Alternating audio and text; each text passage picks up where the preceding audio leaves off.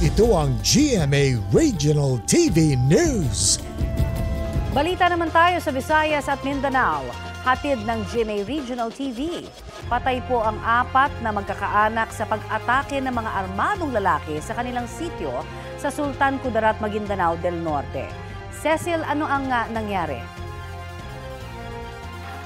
Connie, isang minivan daw ang dumating nitong Lunes ng hapon, sakay ang 6 na lalaki na may matataas na kalibre ng baril. Pinagbabaril nila ang mga biktima sa kanilang mga bahay sa Sitio 14 sa Barangay Ladia.